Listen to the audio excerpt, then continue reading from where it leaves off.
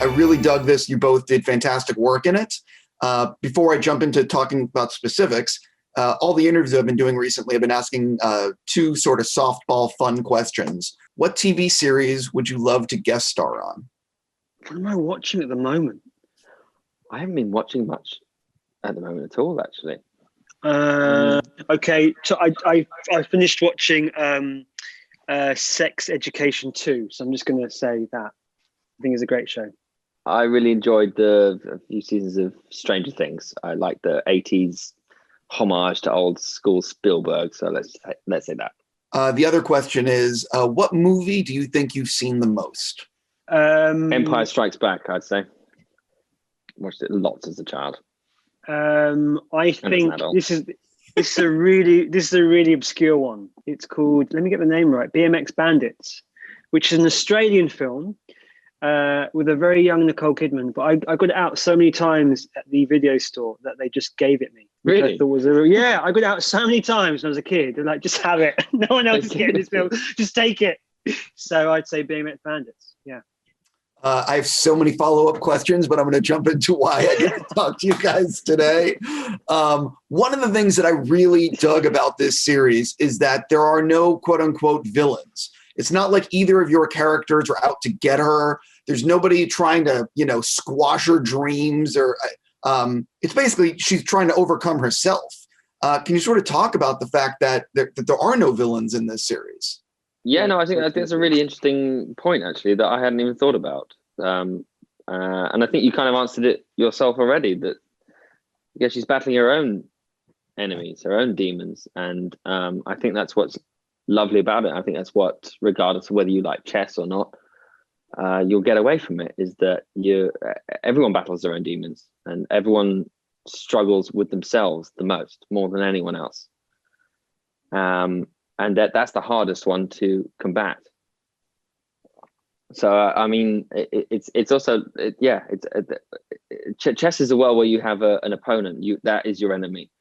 That's the person you're supposed to tackle and deal with at the time. But the biggest person you have to deal with is yourself, and how you play the game, and all the psychology that goes along with that.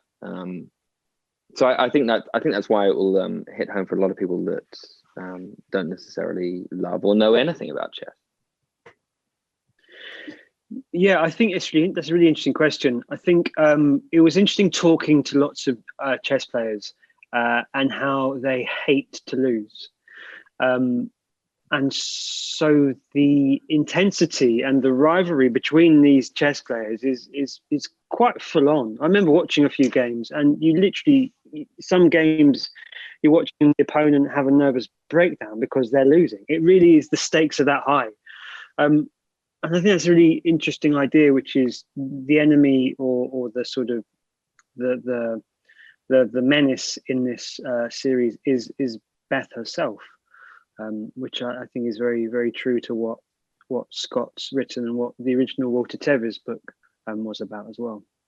What's interesting is the chess sequences in the series are, they're the action scenes of this series. And normally with an action set piece, you are learning all these fight moves and a sword or whatever it may be. But in this, it's about your hands and how you're going to move the pieces. Can you sort of talk about like prepping chess sequences like an action scene?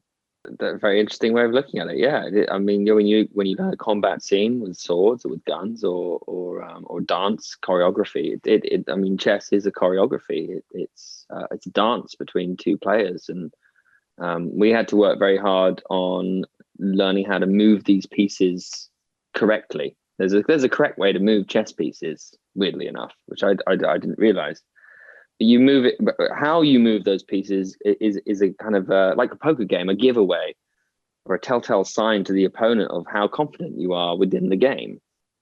So even if you're not, and even if you're bluffing, you have to move those pieces to suggest that you're inferior in this place, but it's because you're actually trying to hide something that you're doing on the other whole side of the board and hoping that they don't realize that, which is fascinating. It's not what we had to really deal with, but it was we just had to memorize and learn how to how to play the certain games for the certain scenes, but speaking to the people who taught us how to play with conviction and how to look like we are actually champions. They were saying that's the most important thing. Whether your game is going well or not, it's about trying to hide that and show the other person that you have authority with just little pieces of wood that you move around the board. I mean, there's something really quite beautiful about it. Early on, Scott Frank, the director-writer, said, try and find a chess player who you want to steal their sort of, I don't know, their little eccentricities, the little details, how they prep the pieces, how they move the pieces.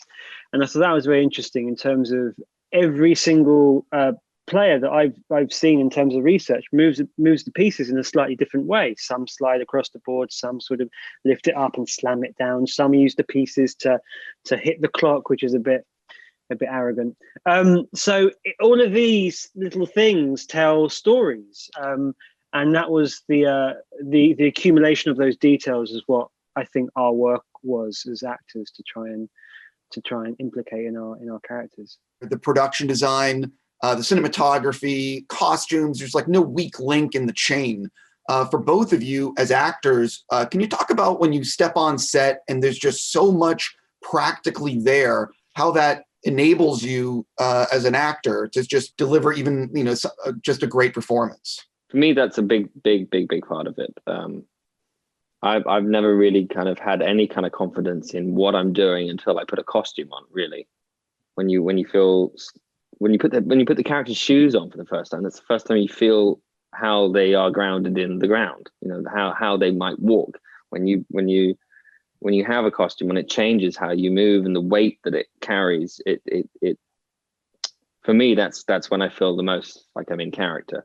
And we were very lucky with having some.